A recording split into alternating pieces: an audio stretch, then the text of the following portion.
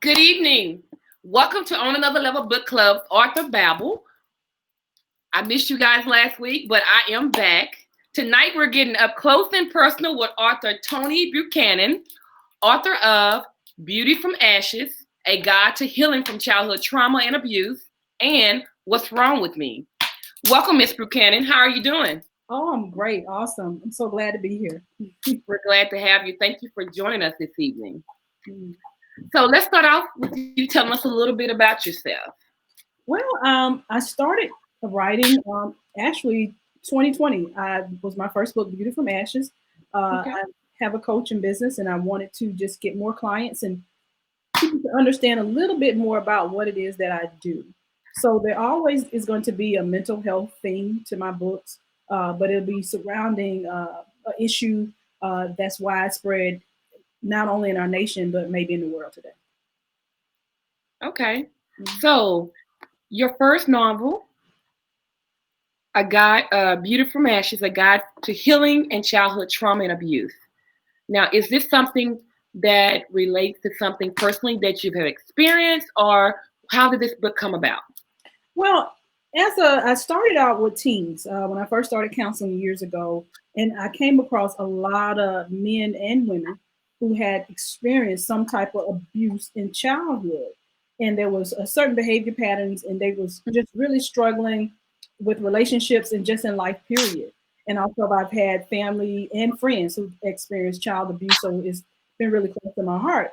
And it's just one of those things where I think it's unspoken or people just don't talk about it. So there's not a lot of information or a lot of stuff out there where people are willing to talk about abuse. It seems to be something that's taboo. And in the book, I say 68% of cases in America of child abuse, but we know that it's actually a lot higher than that. Right. I believe Right. it's probably 78 or maybe 80% because I can't tell you how many clients that I had who shared with me they had been abused as children, but it was never reported to the police or social worker or anyone. They just kind of dealt with it in their family and just kept moving.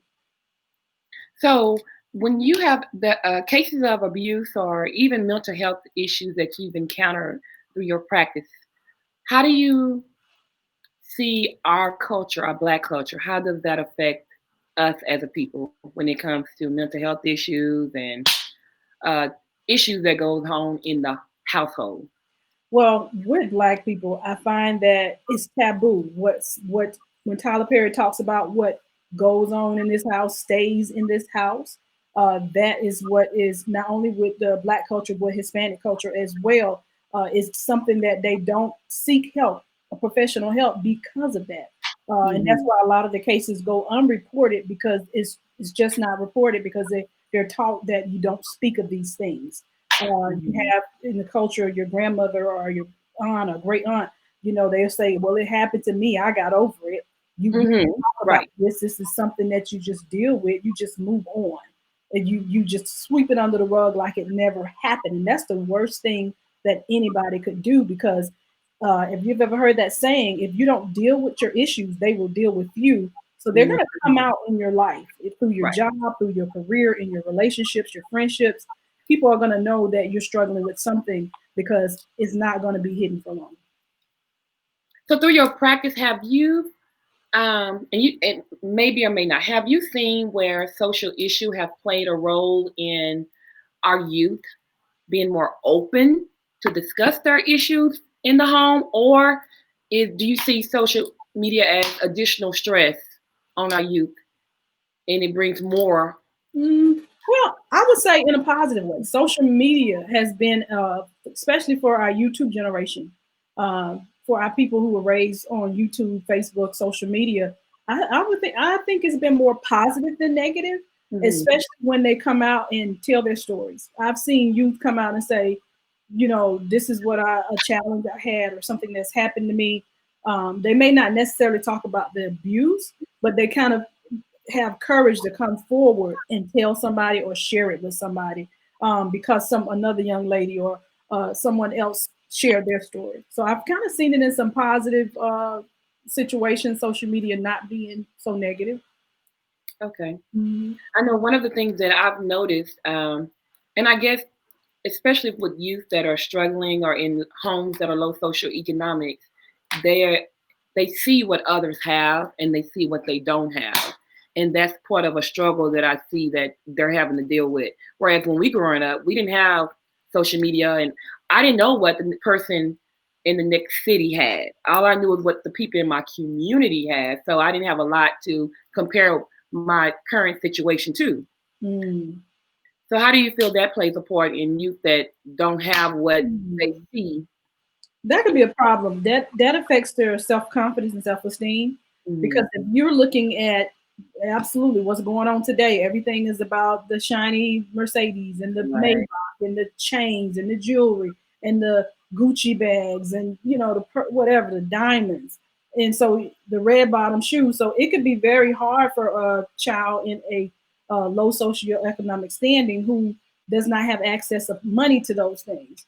So Mhm. I would tell the parents to teach that child to invest in themselves, push self care and self love, get them Mhm. involved in something, whether it's music, sports, entertainment, get them involved in something that showcases who they are, what their gifts and abilities are, so they don't have to grow up feeling like they're less than or I'm second best, like I'm always, I'm last. So Right. I encourage parents to get their children involved in activities so they're not focused on the social media and whatever all the celebrities and what they're wearing and stuff, because that can be very discouraging. Right. So the title of the book, I love the title of the book, Beauty from Mm-hmm. Ashes. Where did the concept come from? Beauty for ashes. Beauty from Beauty ashes. actually came from the scripture in Isaiah 61. I'll give you beauty for ashes. It says for, but I decided to do from to indicate that you don't have to stay there. You can come from that and be better or be more. One of the people in the book I thought about when I began writing this book was Tyler Perry, because Mhm. when I heard his story, it just moved me so dramatically. And I would love for him to turn this into a movie in the future, Beauty from Ashes. Tyler, if Yes, y'all know him, put the plug in. exactly. And just listen to his story and encourage me, because coming from New Orleans and the place, Mm. place where he was from, he didn't grow up with a silver spoon in his mouth, being Right. abused by his father physically and sexually abused. He took all of that and turned it into something beautiful. So Mhm. I thought, you know what, and not just him, so many others, Right. beauty from the ashes, because what should have killed you made you stronger. What? Say it one more time. What should have killed you, it made you stronger. So when I read the title, I don't growing up, I don't know if this was a sermon or a book. I can't remember, but it was been through the fire but didn't get burned. Yes, that's a scripture and a song. And then right, and then I saw your title. I was like, okay. So I love the concept Hmm. of you using celebrities Hmm. to throughout the book. Tell us, how have that played an impact in the book, and what type of reviews have you received from those that have read your book? Those that have read the book, I've gotten really great reviews, because I know everybody doesn't like to read about celebrities, but our culture, most of us do. If we don't want to read about it, we want to hear, well, what happened? Who was it? Who had a baby? Usher had a baby. Who got a divorce? So people you have them. They're already there. Once you mention a certain celebrity that Mhm. they like or respect, so why not put it in a form where they can read about the celebrity and learn about mental illness? We all heard about R. Kelly, but most people do not know that R. Kelly more than likely has borderline personality disorder and a couple other things as well. But I highlighted certain mental issues along with the abuse, because when you become abused, especially if it's long term, Mhm. especially if it's a man, especially like if it's like he was abused by a man, and Mhm. the way it happened and kept happening, it triggered mental illness in him. Mhm. And these are some of the traits that you begin to see in his life and get a better understanding of why he did that, what he did. Now, Right. everybody who's abused don't become an abuser. I Right. want to make that clear in the book. That's not the case. But Mhm. in a lot of situations, it does happen. Re-victimization kind of repeats itself. It becomes a pattern. Mhm. And some people even abuse their own children. because they were abused. Right. So we want to bring awareness. So if you are thinking a certain way or you feeling a certain way, we want you to go ahead and get help before it's too late. Don't continue to just try to ignore these emotions and these feelings if you're having a hard time. And then another thing I want to bring attention to: abuse is not always physical or sexual. It's psychological, verbal, and mental. Yes, You yes. know, it's if someone's constantly from your childhood up, you ain't never gonna be nothing. Right, You ain't right. nobody. You ugly, Mhm, you skinny, mhm, you this, you black, you this. mhm. What do you think that child is gonna grow up and accomplish? Very not much, unless they get some therapy or something happens to shift their their lives where they're no longer living with this negativity.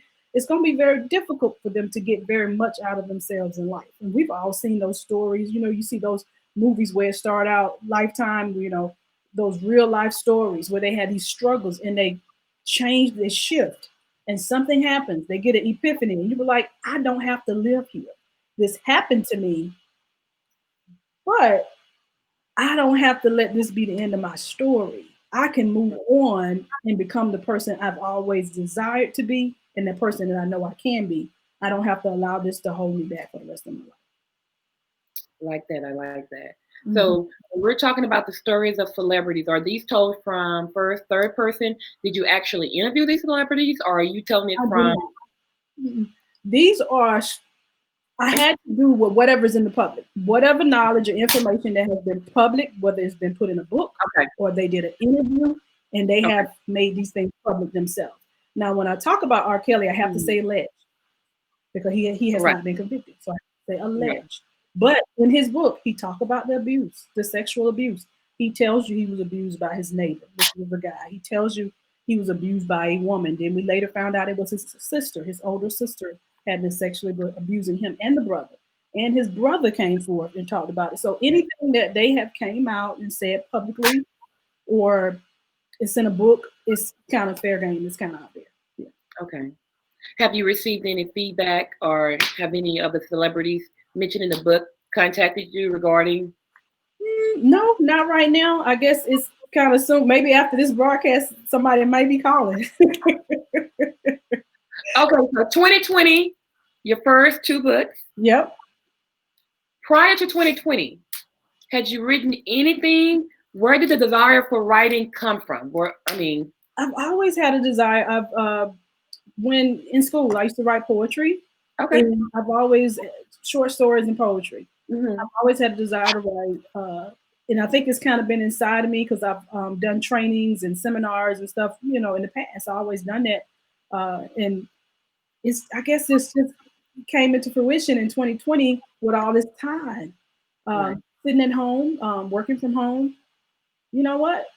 Why not do it? It's something that I want to say. That I think people need to know information. So I just had an epiphany, and I was like, now is the time to do it. Okay, so your first book, how Mhm. long did it take you to write the book? It only took me 3 months. What? Yeah. Okay. Mhm. Yeah, 3 months. Yeah. But So, this is something that I had been anticipating probably since 2013. So it's something that had been in my mind, something I want to say, something I want to do. Now the celebrity field came in about 2019. I said, you know what? Maybe I should use knowledge that's already there about celebrities who have experienced some type of child abuse, and they've shared their stories and talked about how their lives were affected by it. So let's go from that angle and use those stories, and it mhm. just started coming into fruition as I began to write, and I just started from the basis, the different types of child abuse, and I went through each one and described it, and I used a celebrity to tell the story for each type of child abuse. Smart concept. Hmm. So every week when we do this, we have viewing audience members who have a desire to be a writer. Hmm. Let's talk about the process. So you sat down, you put the pen to paper, you've written out your manuscript. What is the process of actually getting a book written, published? Talk about that whole process and some of the uh, traps that future writers may want to look out for. Oh, absolutely. The first thing, absolutely, is an outline, pen Mm, and paper, simple. What do I want to say? What do I want my title? What I want to talk about? And you write a lot of ideas down. Everything will not make it to your book. You mm-hmm. write a lot of great ideas down. Always have somebody you can talk to, that you can bounce off information, whether it's another author, someone that's already a mentor, that's Mm-hmm. already done what you're trying to do. Very, very helpful. It'll save you from the pitfalls and making a lot of mistakes that's unnecessary. So, number one, get your mentor. Uh, be clear about your vision, what you want to say, and don't start writing until you know from start to finish what this book is going to look like. Who is your audience? Who are you trying to reach? What are you trying to say? What kind of cover do you want? You want a visual? You want a picture? You want, cartoon? What do you want to do? So take your time, write it all out. Somebody may take you 6 months. Don't get discouraged. If but it won't take long if you have everything clear, a clear vision, and you do an outline. Those of us that went to school, we went to college, you all those research papers, Right. it'll come in handy because you know how to do it's no different. It's just a large research paper Mm-hmm. from start to finish, and have your outline, put in there exactly what you want to say. I did a lot of research for me. I did some studying. I want to know more about um, abandonment. When I talk about Tina Turner and the things she experienced with her mom, I talk about attunement Mm-hmm. and the how women, young girls, or sons as well. It's a certain nurturing process that happens between the mother and the child. Mm-hmm. When that nurturing process is not there, there's a disconnect, Right. and it's very difficult for young women to kind of it causes them to be off balance. They're not able to make decisions like they would if they had that nurturing mother. So Right. she was raised with her grandmother, Mm-hmm. but because of the abuse and the domestic violence she experienced when she was young, it was very difficult for her. But most people don't know that Tina, met Ike when she was really a teenager, and she Mm-hmm. was had a baby from somebody, a member of Ike's band, prior to being Mm-hmm. involved in. The mom kind of allowed all that to go on, for money. People do a lot of things for money. Right. Unfortunately, we see that all the time. So having that research piece, know what you're going to talk about, get the stories, get the facts straight, whether it's going to be fictional or nonfiction. Be clear about what you're going to talk about. And something people don't kind of have a question about, well, should I self publish or should I go through a publishing company? Mm-hmm. I Right. would advise not, because you get more of your profits when you self publish. When you go through a publishing company, you may make 30% and they make 70. Mm-hmm. You Gotcha. make 25%. So it's just really not a good deal because you don't put all this work into this book to make it, what it is, and Right. then you're not really making any money, because they have the means to marketing that you may not have, and you could be. Let's be honest, you can sell almost anything now if you got marketing, because people buy things that on television and it's junk. Right. They see it on social media, if they see it on television, it may not even be a good product, but because it's in their face, they're gonna buy it. Mm-hmm. So that's do your research. Make sure you're not because you think it's a good deal, because you may have to pay less money. Self-publishing, you're going to have to pay out more money. But Mm-hmm. I would get involved with people who one of the sites I went on was very beneficial. Fiverr.com. You can get Oh yeah, articles and I love fiber. illustrative. You don't spend as much money as you think you're spending, because you're actually going to lose money if you allow someone else to publish a project. That's how I feel about it. So if you can avoid that. Interesting. Okay, that was a lot of good knowledge there. A lot of good Mhm. knowledge. So Mhm. let's hit real quick on your second book. Mhm. What's wrong with me? Oh man, what's wrong with me? People often say that when they go through a bad patch, whether it's a divorce, a bankruptcy, they lost a job. Man, Mm-hmm. what's wrong with me? And a lot of times, if you're not careful, you would take that what you consider a loss, because I don't think every bad breakup is a loss. Honestly, I do not. You would think that, oh, and things will spiral downwards, and if you're not careful, your frame of mind will change, and you start losing everything. And we've seen that happen. Like a young, maybe a single mother, she lost a job. She lose a job, then she lose the car, then she lose the house. That downward spiral. You don't have to allow that to happen. You can stop that. And I Right. think as people lose their self-confidence and they become shaken, their self-esteem is not where it should be. And it, they allow things in life to grip them and they're no longer they're not able to bounce back in a Right. sense. So I wanted to kind of encourage people that are dealing with personality disorders and things in life to how to get back in touch with their spirituality. And I know a lot of people think religion and spirituality is the same thing, but they're totally different. Uh, Totally. not the same at all. So what's wrong with me is going to help you tap into your spirituality. I talk about the laws of attraction, focusing on something. I know Oprah Winfrey came out and back in 1990, and she had a lot of shows on the laws of attraction, but it is a real thing. It is.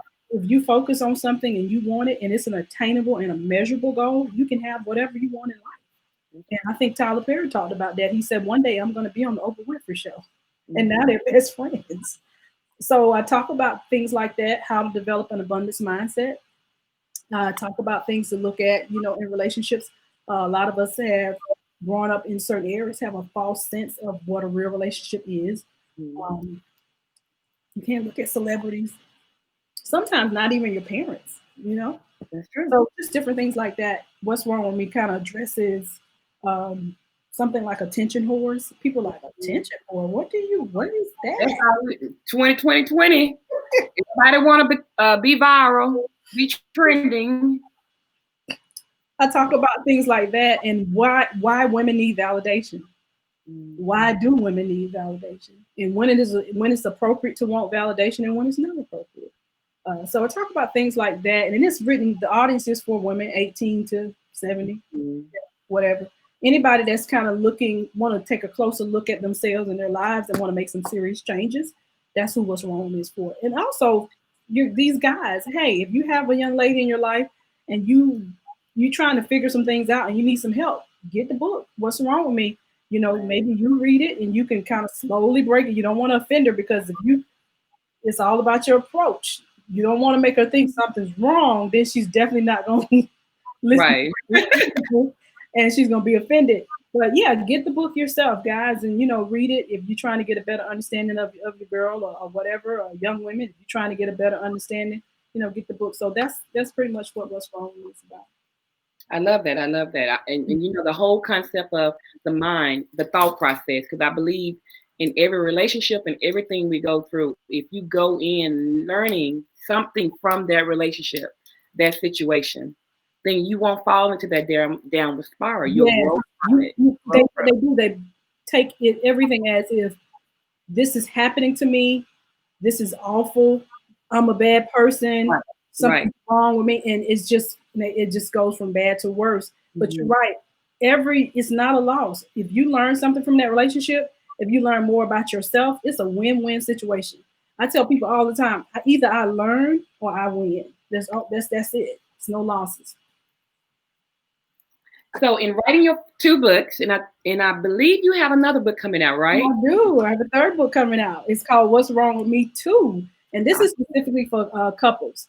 I wanted to address some of the highlights of COVID in 2020 and the relationship status. Of course, we know the divorce rate is going through the roof. People are understanding that I really don't even like you. Counseling clients, I've heard them tell me, I got to get out of the house. I'm tired of being in the house with him or her. So, I'm going to talk about different strategies and tools to kind of help you. There's going to be some stuff in there you can do. You can take a little surveys for the couples, could get a better understanding. I think there has to be some cohesion, and you have to like the person that you're with. People come together for different reasons. Sometimes it's financial. People stay in relationships and marriages for different reasons. But for me, I think it has to be love. I'm sorry, I'm old school. It's just, it has to be love. And it has to be some synchronicity in that relationship. It has to be something that you guys share that you have in common. Let's be honest, relationships where you have very little in common, they don't last. Right. They don't last. If you have very little, if your value system is different, it's not going to work. True. If he's a polygamist and you believe in monogamy, it's not going to work. I'm sorry. A lot of times that there have certain religions. Now I know some people from different religions can be together, but it depends on what it is. Oh, Everybody, I'm sorry, we've seen certain celebrities. I can't call no names. The recent divorce, he was Muslim. mhm. I had to leave him because he was a Muslim. Their ideals are different, and the way they view the world is different.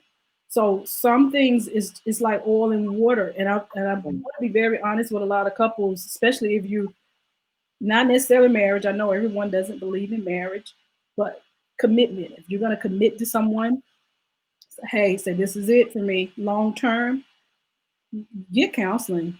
Talk to someone before you make that plunge, because it's very important that you don't make lifetime commitments and you don't have enough information. Mhm. Be with that person through 4 seasons, like a whole year. Like let a summer come, a winter, a spring. You need to see how they handle things, while you're with them. Right. And I get it. Some people, I talk about Fantasia, she got married in 3 weeks. Now I do believe she feels that, I think that is was her guy, her soulmate. But it's some things that she went through afterwards that they had to work through. And she has her own talk show now Right. about why why Mhm. things were difficult, because she hadn't known him very long. Right. I mean, that's obvious with any type of relationship. Hmm. You got to dig deep. Hmm. Okay, so we're going to get ready to transition, but before we do this, I want you to share with our listening audience, viewing audience, where can they contact you and how can they get your books? All right. www.designlife-now.org is the website. You can get What's Wrong with Me and Beauty from Ashes there. Or if you're looking for coaching services, relationship or anger management courses, abundant living course, and I also teach how to manage stress, anxiety, and depression. So if you're interested in those things, you can get those on the website. I'm also on social media. Instagram is LifeBridger. Also, you can find me Life by Design Coaching Network is on Facebook. So you can find me on those social media sites, 1-844-492-2667 extension 2. So I was thinking, have you thought about possibly doing like a workbook with from beauty from ashes, and maybe doing some Hmm. online individual classes? That would be a great idea. I hadn't Okay. thought of Oh, that it. would be awesome. That would be awesome. It would be, because I think it would give people the opportunity to put themselves there and Right. trying to work out their own scenarios. Yeah, that's an idea. I'll give that some more thought. Okay, so at this time, we're going to peel the onion and get a little bit deeper and get to know you. So I'm gonna ask you some questions, okay? Gotcha. Nothing out of the ordinary. We just want to get to know you a little bit better, all right? Mhm. Okay, first question. Easy one. What's your favorite food? My favorite food, I'm gonna be honest, I like exotic salads. Really? Yeah, salads with shrimp, salads with fruit in Okay. them, any type of salmon salads. I like some. Mhm. Mhm. I can see that. I can see that. What is the best advice you've ever received? The best advice I ever received, I think it was relationship wise. Someone told me to follow your heart, but not rush things. Take Hmm. your time and be very sure before you jump, before you leap. Just be very sure. That's probably about the best advice I've ever received. Good advice. Good advice. Okay. Um, this is a good one. What would you do if you found $1,000 in a vacant lot? Well, first I would look around, make sure someone didn't just drop it, because I would give it back. But if it's just in that lot, I definitely, I definitely would put it into business. I would put it into my marketing, into my coaching business. Mhm. Got to invest in the business. You got to invest in the business. Mhm. What would you like to be remembered for after you die? I really would like to be remembered as a person that had a voice for people, that spoke up for people that was ashamed or were embarrassed to talk up for themselves, especially Okay. those who have been at a disadvantage or may have been abused, uh, whether it's domestic violence, child abuse, or whatever. So I would want people to say that, she spoke up. and she said some things that I maybe couldn't say. I was in too much pain to talk about. I would like to know that my books made a difference in someone's life and helped them transition in a very difficult time in their lives when they just felt like it was over or they just couldn't go any further. Okay. I like that. I like that. Last question. In one line, tell us, what is life all about? Man, life is about living and enjoying the small things to me. It is about Okay. stopping and smelling the roses and not existing, but living.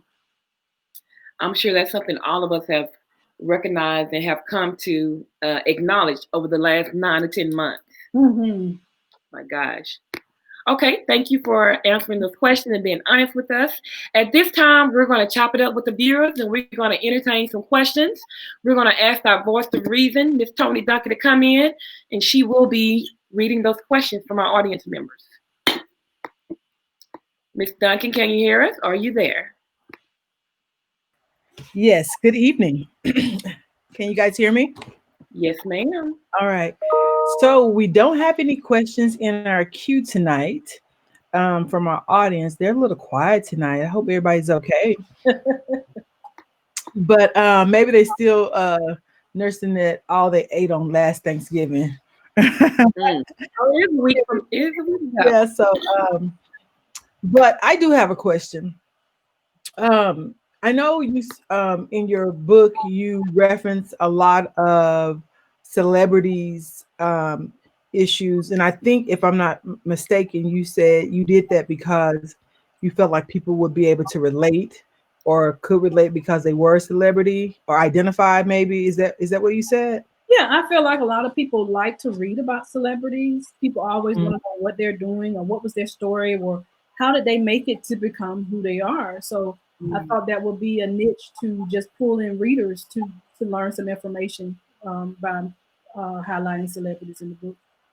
Okay, so let me ask you a question. Have you ever had anyone to ask you like for any personal like say to be able to identify with what you're talking about personally, like to share any of your personal stories? Yeah, and when I'm coaching, if it's Mhm. something that I went through personally, I do share with that individual, but I'm very careful about what information I do share publicly because Absolutely. you just don't know Right. No, how it's going absolutely. to be construed or misrepresented. But yes, if I have stories that I do share of personal situations with my clients. Okay. So in your coaching, Mhm. what do you find to be the most difficult thing for you to help someone overcome or work through from a coaching perspective? From a coaching perspective, it could be difficult for people to get past grief and loss. But I have a really a specialized way of dealing with people because I mean, I've dealt with everything from abuse to depression. I don't know anything because I also did counseling in the prison for a while. So I've pretty much, there's nothing that you can say that's going to shock me. I Mm-hmm. pretty much have heard it all. And I think I had just have a specific approach. But anytime someone is dealing with, I think for me, a grief or a loss, that has been the most difficult. But Mhm. with my training, I found ways of reaching those individuals as well because I have my own personal experiences with grief as well. And saying that, specifically speaking about big grief being one of the hardest things to work with people through. This year, COVID has taken a lot of lives. You know, whether it was directly related to COVID or it was before COVID. I know this year people have. I know a lot of people that I know and myself personally have experienced a lot of death this year. What would you share with someone um, who's dealing with grief, dealing with the pandemic, may also be dealing with the loss of income and different things that have been brought on due to the pandemic? What would you say to them? And they're still trying to deal with the grief. You're trying to go on. I'm still grieving. I'm trying to hold it together for my family. Mhm. I I'm I lost my job, but I'm trying to make ends meet. Is there so much, but they really haven't taken time to really process the death. What would you say to them? I actually have these conversations all the time. I had it actually yesterday. I basically try to tell them to remember what they do have, what's in front of them, whether it's a wife or a husband or family, if they have love in their lives. I try to help them shift the focus on what is working. And when you shift the focus on what is working, then you can start to grieve and heal. Grieving is a process. I tell them all the time, grieving is a process. You have to go through the process. There's no other way through it. You can't pretend it didn't happen. You can't sweep it under the rug. You can't ignore it. You just have to go through it. And when you go through the process the right way and you grieve the right way, because there is a wrong way, you have a better chance of having functionality in your life. You know what I'm saying? Like able to have go to work and come home, cook dinner, take care of the kids. You have some functionality. But when you grieve the wrong way, you kind of shut down and you shut yourself away from the world and you stop functioning. That's not good because at that point you don't know it's going to go into clinical depression or you may need medication or it could get really hard. So I tell people go through your process, breathe. If you need to cry, cry. If you need to write them a letter, if it's something that you didn't get to say to that loved one, say it. Go through the process. Okay, that's great. That's great. I was just trying to think if I had any more questions. Sorry. Mhm. Sharon, do you have any questions for Arthur? I do. So I know we're here to talk about the books, Mhm. which are awesome. I would love for you to. I don't know if you take online. Well, online. Do you do any virtual sessions with clients? Are you taking on any new clients? Or would you like to share how would someone get in contact with you if they were interested in you counseling or coaching them? Absolutely. I am taking on new clients. I try to be aware of where my cap is. And so right now I am taking on new clients. You can email me at coachinglifebydesign@gmail.com if you're interested in coaching. I do have package plans and I offer monthly pricings. If you are saying, well, I need, help, I will definitely give you the help. If you need to pay something monthly, we'll work it out. I just really want people to get the services and get the help that's needed. Or you can give me a call at 1-844-492-2667 extension 2, and I'll be happy to kind of do I do always do a consult first, and I kind of let you know where pricing, what type of services it will be, and I like to do the 4 weeks because if you one session is not going to do anything, so I like to book clients for at least 4 weeks, and I'll let you know what that's going to look like for you based on our schedule. So yeah, absolutely. And I am guilty. I'm one of those people who, I've been to a couple of therapists, and I'll go Mhm. 1 or 2 times, and I'm not feeling them, and I don't go back. As a therapist, from your perspective, Mhm. how should you go about in selecting a therapist or a counselor? I'm gonna be very honest, especially when you're dealing with African Americans and Hispanics. They Mhm. do well better with people that are from their own race because you have to be able to relate. Now, in functional family therapy, we have this thing called matching, uh, Mhm. and if you cannot match to that client or that person, it's going to be very difficult for you to keep that person's attention. It's going to be very difficult, and I say find someone that you feel comfortable with, that you feel comfortable sharing information, and that you feel that someone's not treating you like you passing through an assembly line. Mhm. Someone that has empathy and that really gets you in your situation, and not giving you a one size fits all type of situation. Right. Because a Right. lot of people that have been doing this for a very long time, that's how they operate. I Mhm. do not operate like that. I'm into a lot of indigenous science.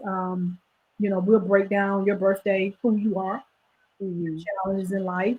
I give you a reading, very specific things. We'll set goals and we'll work on those goals. But I'm going to be very realistic with you. I'm not going to tell you something up in space and Mars. We're going to stay down here on Earth and we're going to just be real. Mhm. So just having that, I'm not going to promise you the world, and I know you can't even get to the highway in 285 and back. You know what I'm saying? Right. But Right. you just got to be real, and when you do that, you're gonna get clients. You're gonna always have clients because your referrals and people people will call in and say, "Hey, I want her. I want to get Miss Buchanan or get Toni or whatever." I let clients call me by my first name because if that's what makes them comfortable, then I want them to be comfortable. And for me, it doesn't really matter what walk of life you're from. I have clients who are Asian, who are Hindus, who are white, who are black, middle class, rich. I got clients go get on their yacht. I'll be like, whoa, okay, I can't do that yet. But yeah, but I find a way to match to the client, to be relatable. Okay, cool. And she shared her information. I did have another question.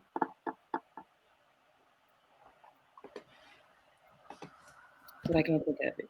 So share with our viewing audience one more time. Where can they get in contact with you, either to touch base with you regarding your books or the services? Yeah, if you want the services, you can contract the services right there on the website, www.designlife-now.org. You can give me a call at 1-844-492-2667, extension 2. You definitely want to hit that extension so you can get me. Also, coachinglifebydesign@gmail.com. If you want a consultation, consultations are absolutely free. I do not charge to just talk about the services and what you're looking for. Okay, awesome. It has been a pleasure. One question I always ask before we leave, words of encouragement to those that are viewing us, and I know just within the Black community, counseling, anything like that is, as you stated, taboo. What are some words of encouragement you can give to those who are listening or watching to overcome any obstacles or difficulties that they have currently or that they're dealing with from their past? Right. My thing would be this: if it's something that's in your heart, in your mind, it keeps you up at night, you're not sleeping, you're not able to function well at work, you're not able to have good relationships, you need to talk to somebody.